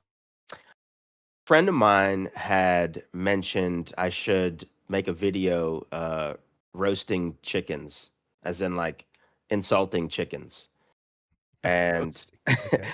so that's how it started. And then normally when I have the idea, or when I get the idea for a video, I will listen through songs that I enjoy, and I would kind of see like, you know, I'll listen and see if I can turn it into a parody cover and like what words might work in certain areas, or like what, what can I do with the music side of it. And then I'll pick a song, and then I'll try to write like a parody cover uh, based off that, and just kind of step by step, just kind of go through it. So that started as somebody was like, "Oh, you should make a video like roasting chickens, like insulting chickens," and I was like, "Oh yeah, that's a great idea." And then I start going through Spotify, like, "Oh yeah, nice, that one should work," and then just kind of trial and error. There's times where I will choose a song and it just doesn't. I can't get it to work, and so I'll pick something else. But yeah, that's how that one started. And then I just logged into a server. I don't know how to use the DayZ editor, so I just all my stuff is just like I'm logging into a server and hoping I can find what I'm looking for. So that I was just spawning into into coastal towns and just running around till I heard a chicken. Walk up to the chicken and then get like a few different shots of me insulting the chicken and then inevitably killing the chicken in various ways. The grenade chicken was at Northwest Airfield. Um, some of that was in. I think it starts in Berziki up northeast. I think it ends down in Chernogorsk, Prigorky area. But yeah, that's how that So went. there are definitely players out there who witnessed you uh, with these interactions with these chickens, and they're like, "What the fuck is this guy doing?" Oh, sure. Yeah, sure, sure. Somebody saw and was like, "I'm not sure what he's up to, but he's probably not okay." You got to watch the video, None of us Gunner, if you are. haven't already. You need to see it because it's pretty fucking funny. It's funny. Thank you. Something you touched on then about some songs you think that just don't work. Have you ever got so far down the process and then you've just gone no, or do you always, if you've made a start and you've made it to a certain point, do you commit to it, or kind of what I'm trying to kind of ask is, are you afraid to just leave it on the kind of cutting room floor? I will I'm like very much a perfectionist to like not to where like anything I'm doing is perfect, but Mhm. I would rather if I am starting to not like it, or if I am unable to make it work how I envisioned it working, then I will switch and scrap it or change it. Now there are times where I'm like I will commit to what I'm doing, and if I keep working at it, it ends up making it worse. So let me go back to that baseline where I was like enjoying it and stop trying to add stuff to make it better or whatever. And so I guess it depends, but I definitely like there are times where I've gotten into a song and just been like, hit this speed bump that I keep running into. That's like, no, I gotta figure something else out. But at the end of the day, also, it's like nothing's gonna be perfect. So you know, um, there are times where I'm like, "Ah, I can't quite get this to work, but I am comfortable enough with what I've got so far. So let me just Mhm. stop messing with it and just, you know, send it out." And so I guess it really depends, but I'm not afraid to scrap something that I Mhm. don't enjoy, because if I don't enjoy it, then there's I can't put it out, I can't Yeah. do it. What's the longest process you've had before, like writing something, thinking of something, to it actually then dropping onto YouTube? What's the longest time you've had? As far as like putting something together and Mhm. editing and everything, oh gosh, so there's a video series. It's a three-part series. It's called Grizzly K Part One, Grizzly K Part Two, Grizzly K Part Three. Grizzly K was in chat earlier. That's it's one of my best friends in DayZ, and outside of DayZ, we talk every single day. That's the homie right there. So we did a run on Sakal that ended up being like a 14-hour run, and the editing process of that, it takes me so long to edit. Like I can it'll take me 10 hours to edit a 5-minute video because I'm constantly like I'm watching through it and there's that 0.5 seconds that was dead space that I can't have. So I got to go back. I got to clip that out. Let's watch through it again. Okay, now I'm getting bored. We got to fix this. We got to do something because attention spans of the average viewer is like very low, myself included. Like if I'm not watching something if it's not keeping me engaged, my attention span is already thinking about dinner and what I had for breakfast yesterday, and it's so easy to get distracted with stuff like that. But so that's why it takes me so long to edit is because I'm trying to watch it as a viewer perspective, but I don't know the amount of time. Like I would say probably the Grizzly K series between 3 videos. Each video is like 10 to 15 minutes. The last one I think is a little bit closer to like 25 maybe. So we'll say like maybe about an hour worth of footage, little under an hour worth of video, and probably took me easily 15 to 20 hours per video to edit. So I would say like I put a solid like 60 hours, 50 to 60 hours into that series. Yeah. And then you have the intro songs as well. Like the video editing is one thing, but then you've got the song. The song can take, an hour to record. It can take 5 hours to record. It really just depends on how that's flowing.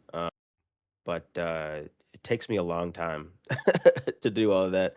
And I feel like it shouldn't. I feel like it should be quicker. Yeah, it definitely, we want it to be quicker, the whole process. Right. I mean, I've put down, I've had it to where I have like 5-6 projects going at one time, and because I'm not feeling it, I'll put down one and then I'll come back to it later, and I'm like, okay, I think I feel something here. I think I can work with it. Then you put that down, and you work on something else. That's kind of, it's so time consuming because you're like, there's something here. I don't know what it is, but I want to tell a story, but I want it to be where I feel good about it. So yeah, I mean, I definitely feel you on that one. 10 hours, fucking 5 minutes, right? That's what we have to do, guys. We want to put out a video. Yeah. And it's different for long form versus shorts. Like shorts, Yeah. I can, I'm a lot quicker with shorts. There's a clip. I'm just editing it down to like, 30 seconds to a minute or two, whatever, and getting the point across. Like those are a lot quicker. But long form for me is like, I mean, that's a trek. It's a Yeah. trek. You guys are scary. You guys are lot fucking of scary. choices. Like A lot of choices. Like just the time you guys are putting into this is just fucking scary. Because like I'm nowhere level. I don't do the same level of content that you do. And I stress about making TikToks. Never mind the level of effort that you boys are putting into it, and it's just incredible. So like when you talk about that number of hours and the finding of, like you said, that 0.5 of a moment where you go, don't like that, and it is a fraction, and yet it still is in your head to go, that needs to change because I'm not happy with it. Yeah. Have you ever reached the point where you've gone, right, that's it. It is what it is. It just happens. Or have you always found every single moment and been completely happy with it? Or have you just released something and gone, I've done as much as I can do with this now before it just drives me insane? I think maybe like a weird mixture of all of that. Like I don't think I've been like 100% pleased with anything. I I nitpick so much. Mhm. Like anything that I watch, I don't know. I feel like I'm trying to be like in the back of my head. I'm like, well, you could have done this differently, or you should have, whatever. But I think that's just, especially with my stuff. It's like I'll get to a point to where I'm comfortable and not trying to do too much, and then once it's done, I'm still like, you should have taken this out. You should have put that in there. But like, I don't know. I think that's part of the process. I don't know. I can't speak for anybody else. I would imagine anybody that puts something out would have some moment where they're like, oh man, I could have switched this up. But if you focus too much on that, then that 20 hours of editing turns into 30 hours, and then the 30 hours turns into unhappiness with it. And it's like, at what point you have to draw the line somewhere. Like, you have to figure out what you're trying to do, and trust yourself and what you're doing. There's a Well, learning therefore, curve as sorry, well. Rakan. Go ahead. No, Yeah, there's a learning curve do as you, well. So, yeah. sorry, Gunnar. Go ahead. I was gonna say, do you then have a sense check with anyone else, or do you bounce it off someone else before you then send it out, or is it all you I used until it then to. goes out? Yeah. I used to, because I didn't know at all what I was doing when I started. So I would get somebody's opinion on, like, what do you think of this? But I found that, especially with a game like DayZ, like, somebody that doesn't know DayZ isn't gonna care either way. You know what I mean? So Mhm. it's like, my best friend, I'll send it to them like, "Hey, what do you think about this?" And they're like, "Oh," they'll point something out that I wasn't even trying to focus on, and like, "Oh, when you sliced that zombie, that was cool." And it's like, well, that wasn't the point of the video. Like, that wasn't what I was trying to get across. So it's like, Right. I think, I early on, yeah, I was trying to bounce off to see what people would like, but I think you just have to put something out and see what the feedback is, but Yeah. also focus on what you're doing. So now it's like, no, I won't get feedback on something now before I post it. I'll just, I'll post it and try to learn from it, as I move forward to the next thing.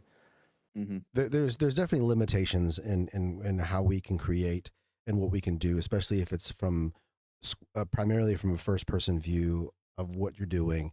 You got to try to make moments interesting. You do a good job with your editing and being able to make the cuts and go to the next thing to where you can see it. Very smart choices. Um, but there's lots of there's lots of learning curves. So you can't, when you're making something, if you don't know how to relate to it, or how to make somebody else relate to that story, then you kind of like, okay, well, this is the best that I can do, until you learn how to do a technique in editing. Then you can say, okay, well, shit, I'm going to do this time, right? I'm going to try this one out because it's really cool. So, a lot of people don't realize that when they watch the videos, as in, okay, well, they're trying to make a moment interesting, but not just keep it just straight gameplay, because you can manipulate things. In DayZ, you're very limited to where, if you don't know how to use DayZ editor to do a cinematic scene, or because you see a lot of these creators that do this, like JOK, right? Or even Sour, Yeah. Cam, Oh Cam Can't God. Run. Cam Can't Run does Yeah. amazing things with cinematics. But for smaller creators, it's, you're trying to grow with just using something that's organic gameplay, but using editing tricks to do this. And that's where lots of time comes in, because you're trying to play with it and manipulate. Oh, that doesn't look right there. Okay, let me try it again. Let me try to do it this way. It's tough. It's a tough one. Yeah. So, from a gaming or a music side, and you can pick either or both, who would you most like to collab with? And it can be both or either. There might be a blend of the two. Uh, I don't know. I don't know if I could specify one. I mean, like, obviously, um, a lot of people don't realize that Cam Can't Run has a music channel called Irrelevant, and he's incredibly musically talented. Outside of already being incredibly talented with his editing and just being a good person in general. So, like, music side, I think that would be cool, like a collab with Hmm. Cam on a song. Um, I've been lucky enough to, like, play with him in certain games, and outside of DayZ and with DayZ, and that's it's an amazing person. Um, so I think he's probably the first person that comes to mind as far as um, a music collab, and obviously Hmm. gaming collab. But I don't know. Like, I'm kind of open to a lot. Like, it's um, if somebody reaches out and it's like, hey, what do you think about this? I'm always down to you know poke the brain and see what's going on. Cam Because will be yeah, down. So if you want to do it, he'll do it. So it's about time, brother. It's all about timing. Um, Always. What would you tell somebody who's trying to start out, who's thinking about maybe starting up their own DayZ channel? What bit of advice would you give them?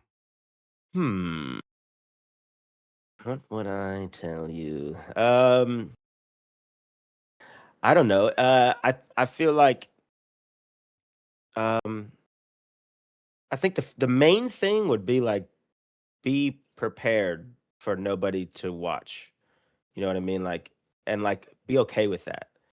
Like Mhm. accept the fact that nobody's gonna watch anything you do. Mhm. Because that's just how it works. Like, and the algorithm is not going to favor a new channel unless you just happen to be this crazy edit. Like I've seen videos where it's like, they have, 100 subscribers, but have this video that has 1 million views because, it just so happened to be a video that the algorithm loved and just, shot up the Mhm. pipeline. But I think the main thing I would say is like be okay with nobody watching anything that you put your work into. And then if you really want to do it, make sure you're doing it for yourself and keep doing it. Um, Mhm. and if you're doing it for for views or to try to get money or to try to anything like that, Yeah, it's you're not probably gonna be not gonna successful. work. Yeah, No. you know what I mean? Like you have to enjoy it. And I think that's important, especially for the people that like tune into your stuff, because like people can tell, people can Mhm. tell if you're serious about it, you know what I mean? And um Mr. so Beast, yeah, right?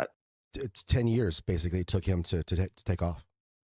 I mean, yeah, his big thing is like your first 100 videos are going to be crap. You will not know anything about making videos or making content for the first 100. I mean, yeah, it's science. It's proven. it's proven. I mean, it took Cam 8 years Yeah. to get anything rolling. I mean, it's a long time to dedicate yourself to playing a game, making videos on it, right? I Well, mean, you shit. hear, sorry to interrupt you. No, You, you're you good. hear about people like, oh, I tried to do that, but it didn't work out. What's like, well, that's you stopped. That's why it didn't work. You know what? If Mhm. you obviously didn't want to do it. You know what I mean? Like, oh, I tried it for a few months, but I couldn't get any traction. It's like you're not going to. No, You're not no gonna get way. traction in a few months. Like 0.0000001% of people will get traction in the first few months. It's done. It's never going to happen. Yeah. So it's like, Mhm. so if you want to do it, do it. But you know, it's really up to you. You have to enjoy it, and you got to want to do it. And that's where it starts for sure. The roots. Yeah, just like we said earlier, you're doing this for yourself first. You make it for yourself, then you put it out there to the universe. We'll see what happens. Yep. Gunnar, let's go ahead. Let's go ahead and play that last musical break, and then we'll come back, and then we'll say goodbye to everybody, and we'll ask him one last closer question. There we go.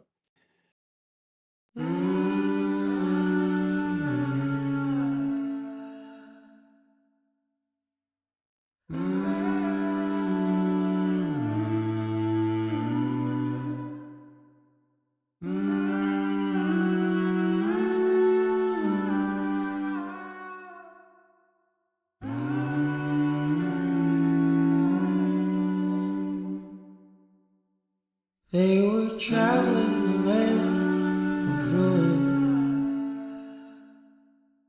trying to survive the best that they can. Maybe one day they'll make sense of it all. Until then, it's the apocalypse. Until then, it's the apocalypse. Like the more and more I watch like they are very melody driven in a way. Is there a musical influence that pushes you in a certain direction? Uh, I have a very diverse music background, like as far as influences. Like I feel like I feel like I'm very much like a melting pot um of musical influences. Mhm. Um, to where like I don't know, um I don't know. I feel like I got a little bit of an arsenal like in my brain when it comes to certain melodies, but I'm a huge sucker for background vocals We and can tell melodic type stuff. You know what I mean? a Yeah, lot of like layering, a lot of layering. I love it, man. There's something about what's happening behind the lead vocal that I feel like is underappreciated. And so like I think the focus on what I'm doing is like not what's happening in front of you. It's what's happening in the background. It's what's happening behind you.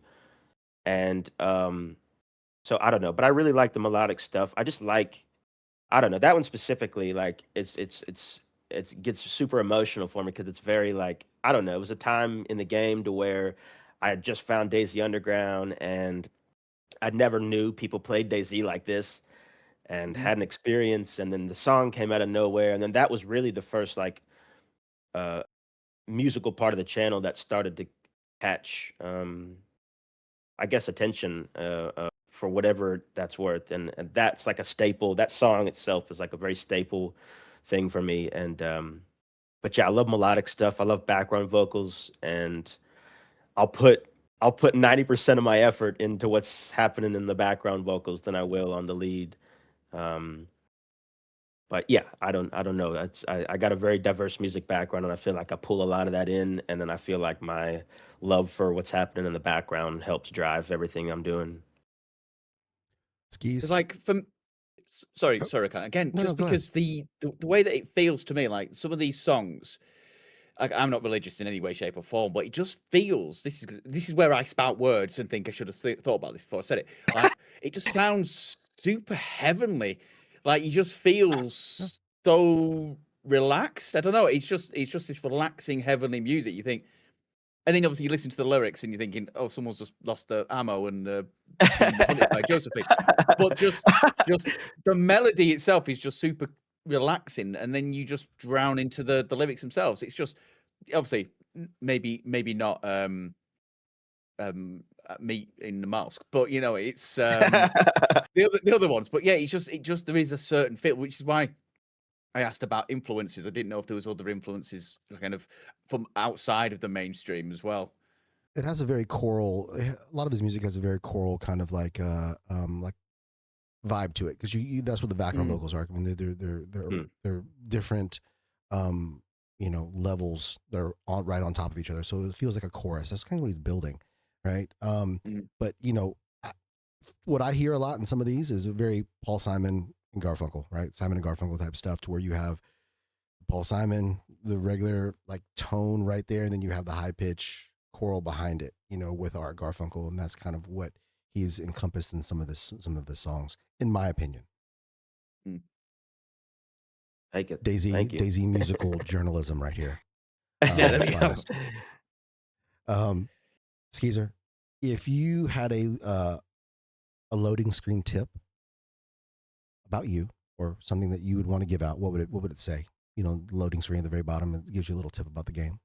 Your Uh, music will be playing as well on the loading screen. Well, that's the front screen, by the way, when you first load up the yeah, game. But then you have the little tip at the bottom when you're about to jump in. probably say something like try being nice. You know what I mean? I don't know. Yeah, try being nice. Um, I feel like there's so much.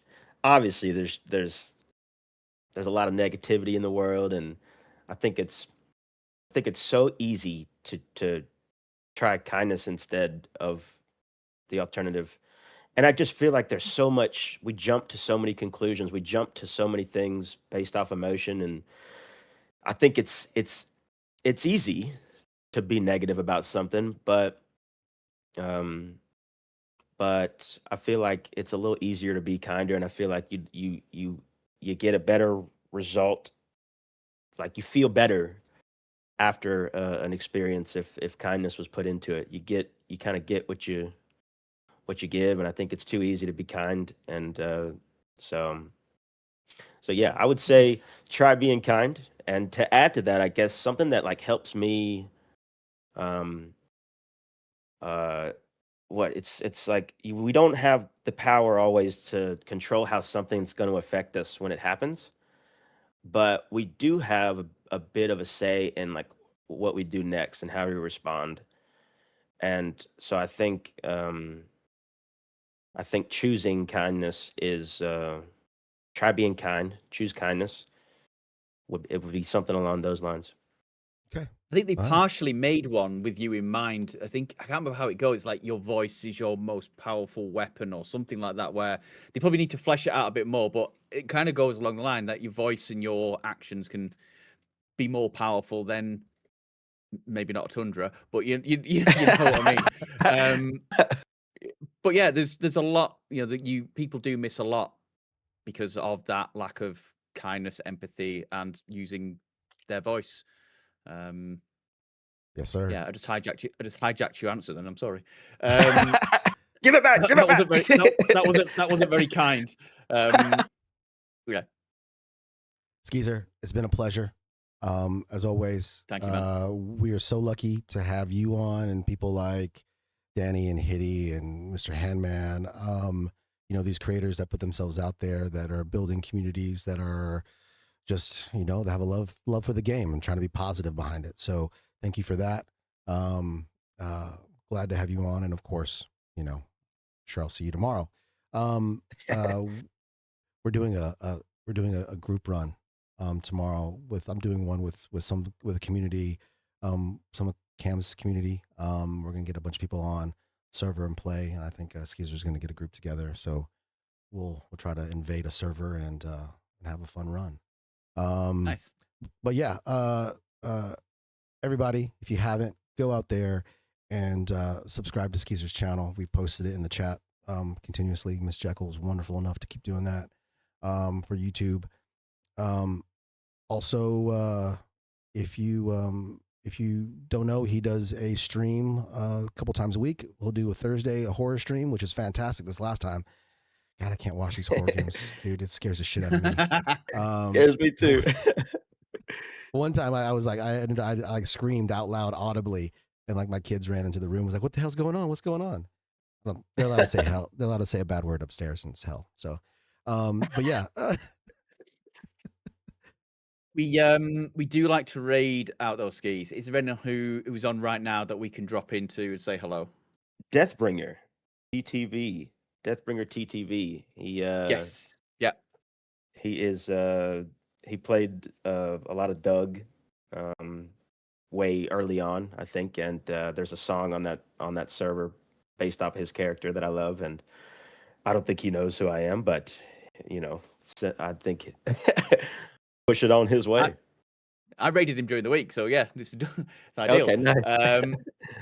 But yeah, thank you. Without content creators kind of pushing the boundaries, making all of this amazing, all this availability to kind of reshape and show us what DayZ can be, not just a case of run, gun, turn off your machine. So a massive appreciation to you guys who are out there doing that, because it is incredible. And there's a lot, honestly. Obviously, you've seen the chat. There is a lot of love for Skeezertron. So a massive thank you, dude, for being here. And absolutely. Nearly 2 hours has absolutely flown by. So thank you, dude. It probably seems a little bit silly to raid out listening to one of our songs. So as we fade out, we'll put another one of yours on. Which one would you prefer, Skeez? Let's hit Josephine again. Yeah, Josephine. Okay. Right. Well, take care, everyone. Thank you so much again. And we'll see you all real soon. Thank you, guys.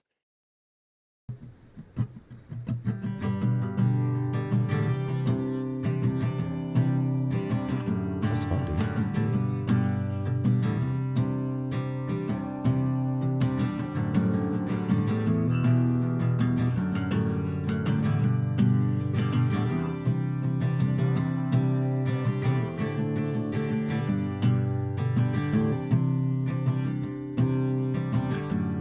Well, I met her in the ocean breeze. She was wearing a t-shirt of forest green. I said, hi there, miss, my name is Skeez. That's when I met Josephine.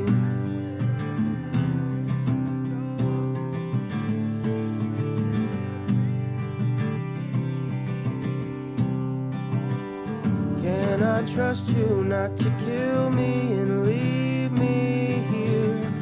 I don't have much to offer, don't have much gear. Hadn't seen anyone in what's felt like years. That's when I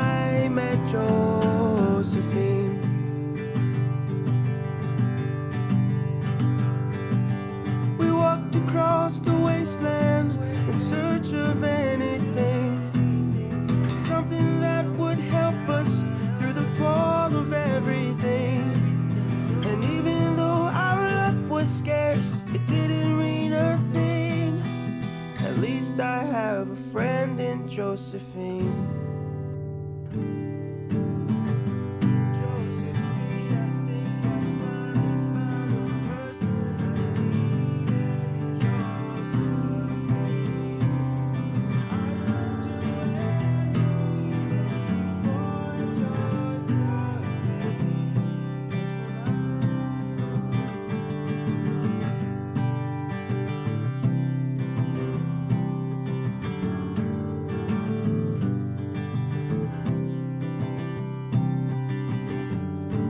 Then it happened. She told me to press F5. Hesitation in those cold blue eyes. Looks like I'll be heading back to Oceanside. The day I die to Joseph.